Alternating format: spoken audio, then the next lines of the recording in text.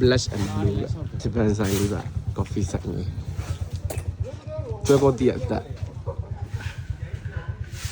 ကဲအခုအလောက်ကအပြင် coffee လာတောက်တာပါခင်ဗျာ coffee ဆိုင်လေးကိုကြည့်လိုက်ဥမာလမ်းများဂျပန် coffee ဆိုင်လေး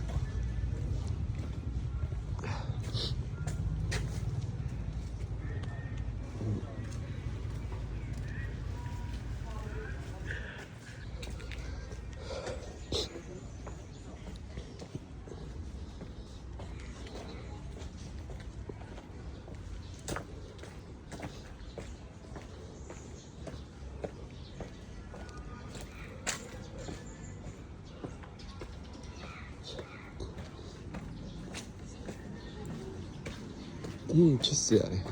coffee ဆိုင်လေး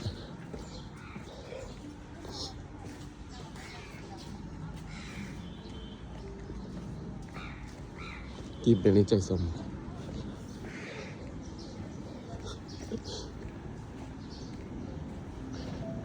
ကြည့်အောင်ဒါလေးချစ်စရာစကူပါ